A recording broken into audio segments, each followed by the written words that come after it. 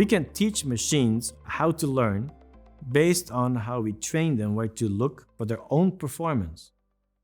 As an example, if a recommender system keeps feeding you the wrong destinations and attractions, it can collect statistics on the one you actually travel to or book and analyze why and when it was effective and how efficient it was in doing this for you.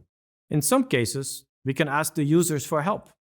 Have you ever been asked the question, how useful was this answer to you, allowing you to rate the service or answer?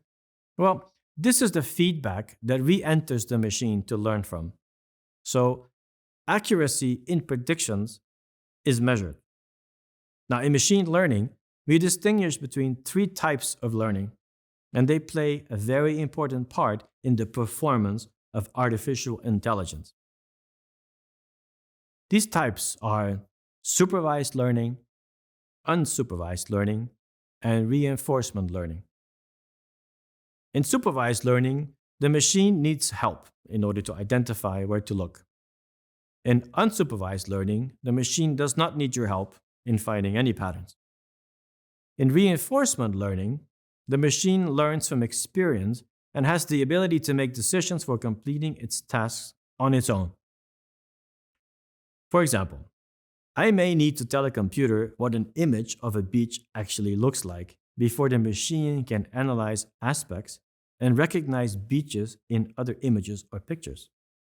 So, I initially supervise their learning. Now, let us use an example of where I allow the machine to do its job alone. In unsupervised learning, for instance, I give all the passenger reservation data to a machine and I let it identify patterns. I let it find patterns in which flight, which schedules, in which flight departures are most popular, but also what the average ticket prices seems to be for some flights, and I derive meaning from that. But don't get me wrong. This is not the same as asking the machine what to charge for my flights, as that requires a separate algorithm and a set of predictions. I just let it run to show what relationships it can find between all the data elements. And this essentially is what analytics is all about. An example of reinforcement learning. Reinforcement learning is about agents in an environment that learn from each other, and they repeat processes until they reach their goal or achieve the best result.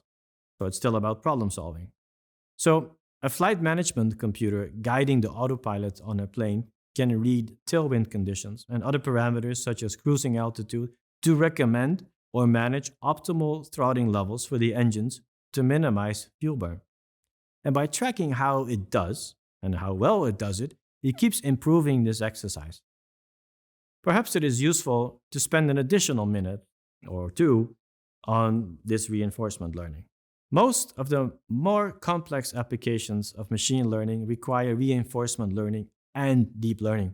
So remember, reinforcement learning is about a process, and more specifically, a sequence of decisions that all need to deliver toward your single goal.